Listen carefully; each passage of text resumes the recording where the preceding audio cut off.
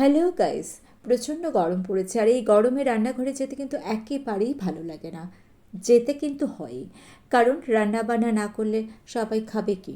তাই রান্নাটাকে যতটা সংক্ষিপ্ত করা যায় এবং টেস্টি করা যায় সেদিকে আমাদের লক্ষ্য রাখতে হবে। সেই কথা মনে রেখে নিয়ে এসেছি দারুণ টেস্টি একটা নিরামিষ রেসিপি। নমস্কার বন্ধুরা, গরম মশলায় আপনাদের সবাইকে স্বাগত।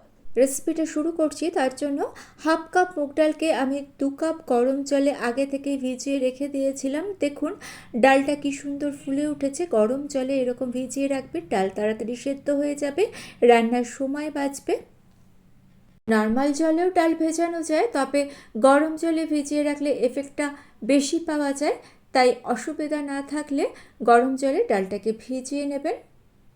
আধ ঘন্টা মতো ডালটাকে ভিজিয়ে রেখেছিলাম। অন্যদিকে গ্যাসে একটা কড়া বসিয়ে দিয়ে তার মধ্যে দিয়ে দিয়েছি 1 লিটার জল। জলটা ফুটতে শুরু করে দিয়েছে।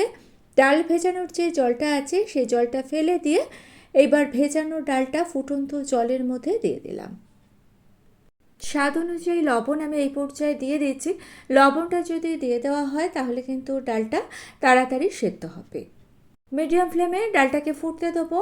হাতা দিয়ে দিলাম কড়াইয়ের মধ্যে, এর ফলে ডালটা উপচে পড়ে যাবে না। 5-7 মিনিট পর দেখুন ডালের ওপরে যে সাদা ফোমগুলো তৈরি হয়েছে, এই ফোমগুলোকে আমি হাতা দিয়ে দিয়ে ফেলে দিচ্ছি। ইচ্ছে হলে আপনারা প্রেশার কুকারেও ডালটা সেদ্ধ করে নিতে পারেন, তবে কড়াইতে সেদ্ধ করলে কিন্তু ডালের টেস্ট অন্যরকম হয়। আমি যখনই ডাল বানাই কড়াইতে সেদ্ধ করি, আর তাড়াতাড়ি ডালটা সেদ্ধ হওয়ার জন্য আমি গরম জলে ভিজিয়ে রাখি। ডালটা সেদ্ধ হতে থাক, অন্যদিকে দেখিয়ে দিই। দেখুন 4টে উচ্ছেকে আমি পাতলা পাতলা করে কেটে জলের মধ্যে ভিজিয়ে রেখেছি।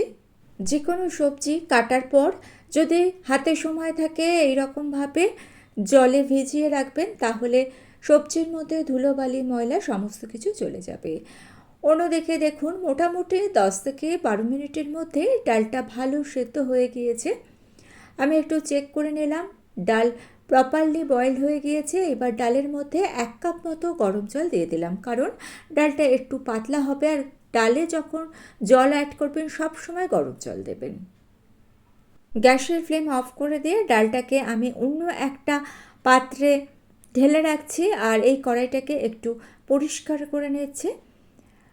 কড়াইটাকে আমি গ্যাসে বসিয়ে দিয়েছি, দিয়ে দিলাম 2 থেকে 3 চামচ সর্ষের তেল। তেলটাকে ভালো করে কড়াইয়ের মধ্যে স্প্রেড করে দিয়ে কেটে রাখা উচ্ছেগুলো দিয়ে দিচ্ছি।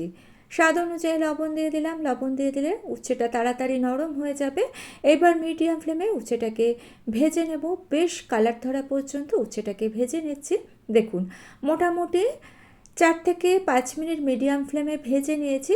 উচ্ছের মধ্যে কালার ধরে গিয়েছে, উচ্ছেটা চেক করে নিলাম, সেদ্ধও হয়ে গিয়েছে। তবে আরও 2 মিনিট উচ্ছেটাকে ভেজে নিচ্ছি। উচ্ছেটা একটু কড়া করে ভেজে নিলে ডালের মধ্যে উচ্ছেটা দেওয়ার পর ডালটা বেশি তেতো হবে না। যারা তেতো খেতে পছন্দ করে না তাদের আর খেতে কোনো অসুবিধা হবে না। ভাজা উচ্ছেটাকে তুলে নিয়ে ওই তেলের মধ্যে 1/4 স্পুন 5 ফোড়ন আর 2টো গোটা শুকনো লঙ্কাকে মাঝখান থেকে ভাগ করে দিয়ে দিলাম। 8-10 সেকেন্ড ফোড়নটাকে একটু ভেজে নিয়ে এর মধ্যে তুলে রাখা ডালটাকে আমি দিয়ে দিচ্ছি। সেদ্ধ করে রাখা ডালটা এর মধ্যে দিয়ে দিলাম। যারা নতুন রান্না করছেন সাবধানে দেবেন, কারণ ডালটা প্রচণ্ড গরম আর একটা ভাপ বেরোচ্ছে, তাই একটু সাবধানে দিতে হবে। হলুদ দিয়ে দিলাম আর ভাজা উচ্ছেটাও দিয়ে দিলাম। লবণটা এই পর্যায়ে চেক করে নিতে হবে। যদি দেখেন লবণ কম আছে সেক্ষেত্রে লবণ অ্যাড করে দিতে হবে। ডালটা বেশি ফোটাবো না, বেশি ফোটালে কিন্তু ডালটা তেতো হয়ে যাবে।